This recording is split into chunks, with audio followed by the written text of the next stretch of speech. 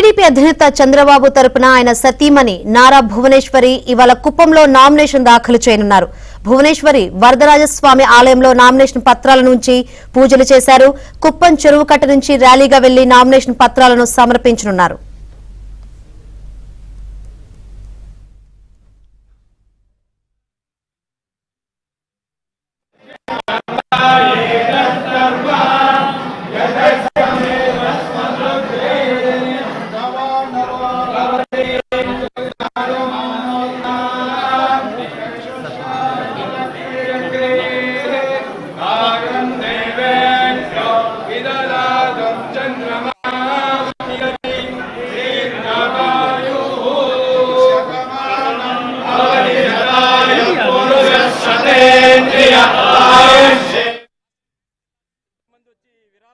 దీన్ని ఎట్లా అర్థం చేసుకోవచ్చు?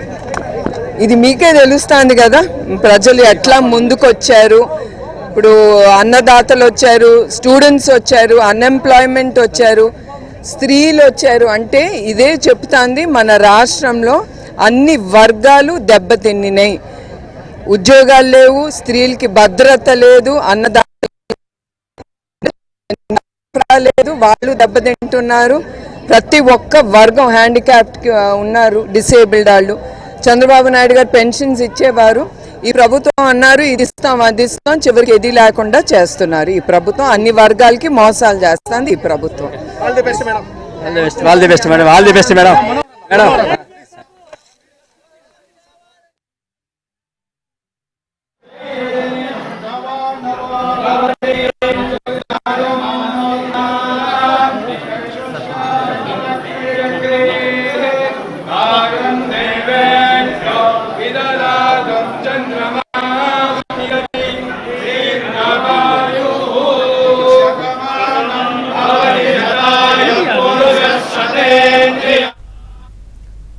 టీడీపీ అధినేత చంద్రబాబు తరపున ఆయన సతీమణి నారా భువనేశ్వరి ఇవాళ కుప్పంలో నామినేషన్ దాఖలు చేయనున్నారు.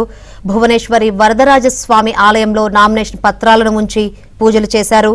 కుప్పం చెరువు కట్ట నుంచి ర్యాలీగా వెళ్లి నామినేషన్ పత్రాలను సమర్పించనున్నారు.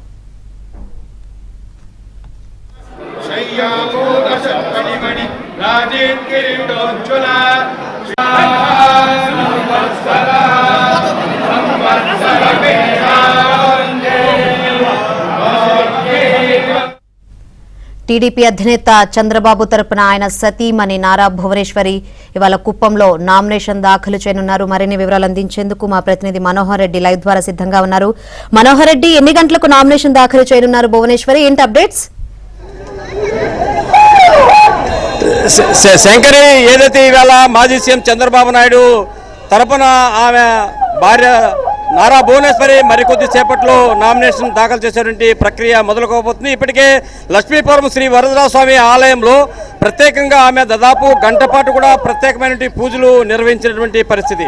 ఏదైతే పూజలు నిర్వహించి బయటకు వచ్చినటువంటి నేపథ్యంలో రాష్ట్రంలోని వివిధ జిల్లాల నుంచి, అంటే ఇక్కడ సాంప్రదాయం ఒకటి కొనసాగుతుంది. ప్రతి నామినేషన్ సందర్భంగా కూడా ఉండీలు కట్టుకొని విరాళాలు సేకరించి దాని ద్వారా నామినేషన్ ప్రక్రియ కొనసాగుతుంది. కాకపోతే ఈసారి మాత్రము భిన్నమైనటువంటి రీతిలో రాష్ట్రంలోని అన్ని నలుమూల జిల్లాల నుంచి వికలాంగులు కావచ్చు, రైతులు కావచ్చు, విద్యార్థులు కావచ్చు, ఇలా అన్ని వర్గాలకు సంబంధించినటువంటి ప్రజలు కూడా ఇక్కడికి చేరుకొని తమకు తోచినటువంటి విధంలో 100 కావచ్చు, 200 కావచ్చు, 500 కావచ్చు విరాళాలను నామినేషన్ వేసేందుకు నారా భువనేశ్వరికి స్వయాన వాళ్ళు ఇచ్చినటువంటి పరిస్థితి. అవన్నీ కూడా ఆమె సేకరించుకున్నారు.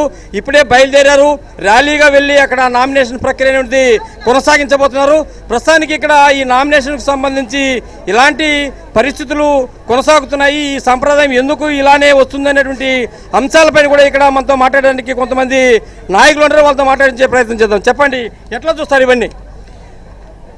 మా దైవమైన శ్రీ నారా చంద్రబాబు నాయుడు గారు 1 లక్ష మెజార్టీతో మేమందరూ కలిసికట్టుగా పోరాడి ఈసారి మేము ఈ మెజార్టీ తానే తేవాలని ప్రతి ఒక్కరు కంకణం కట్టుకొని ఇదే దేవస్థానం ముందునే స్టార్ట్ చేసినాము.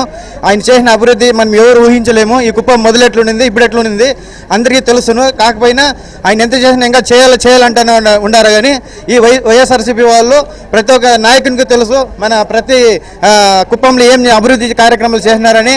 వాళ్ళు ఇప్పుడు 5 సంవత్సరాలు వచ్చి ఏమైనా ఒక పని అనేది చేసినారా, ఉన్నిందని అన్ని దోచుకున్నారా కానీ ప్రజలకు ఏమీ చేసింది ఏం లేదు. ఒక చేతిలో 10 రూపాయలు వచ్చి ఒక చేతిలో 100 రూపాయలు లాక్కుంటూ ఉన్నారు. కానీ ఇది మద్యం కూడా కానీ మంచి క్వాలిటీ లేదు. మా సార్ కూడా అదే చెప్పేది, గీత వస్తే ప్రతి ఒక్క మహిళకును లక్షాధిపతి చేస్తారు, ప్రతి ఒక్క నిరుద్యోగిని కూడా లక్షాధిపతి చేస్తారు.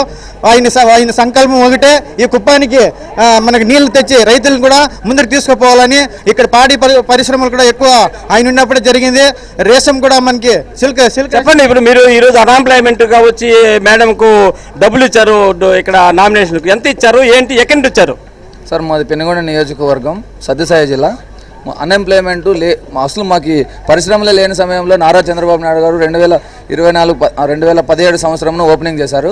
అనుబంధ సంస్థలన్నీ తెచ్చి అనేకమైన 1,00,000 ఉద్యోగాలు టార్గెట్గా పెనుగొండ నియోజకవర్గానికి అందించిన అపార భగీరథుడు, గొల్లపల్లి రిజర్వేర్ అయితేనేమి రైతాంగాన్ని ఆదుకున్న నేత, మళ్ళీ మరోసారి ముఖ్యమంత్రి చేసుకోవాలనే సదుద్దేశంతో మొత్తం మా నియోజకవర్గం నుంచి తరలి రావడం జరిగింది సార్. ఇక్కడ మరికొంతమంది వికలాంగులు కూడా డొనేట్ చేసిన వికలాంగులు ఉన్నారు, వాళ్ళతో మాట్లాడించే ప్రయత్నం చేద్దాం. చెప్పండి, ఈరోజు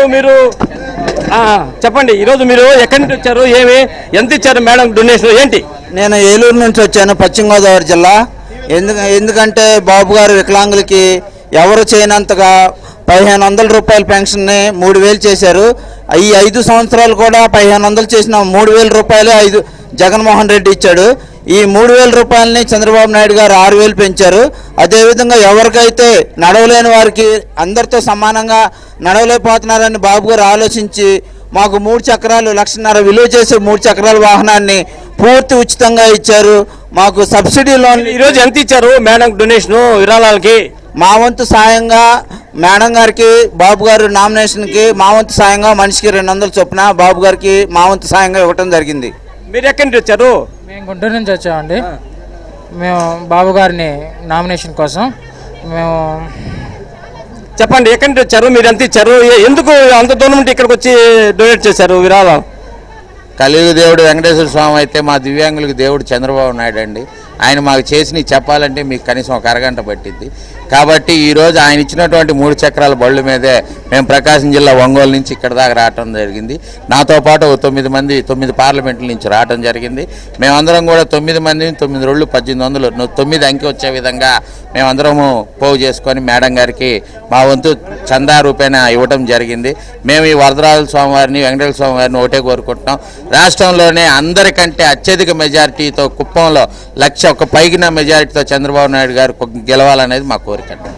మీరు ఎక్కడి నుంచి వచ్చారు, ఇంత దూరం ఎందుకు వచ్చారు, మరి ఎంత ఇచ్చారు విరాళం ఈరోజు నామినేషన్కు? సార్ మాది బాపట్ల జిల్లా ఏలూరు నియోజకవర్గం. మేము ఇక్కడికి ఎందుకు వచ్చామంటే దివ్యాంగులు అనే వాళ్ళు ఇంటికే పరిపెత్తాం. మాకు బాబు గారు 2014 మోటార్ సైకిల్ ఇచ్చారు దివ్యాంగులకి.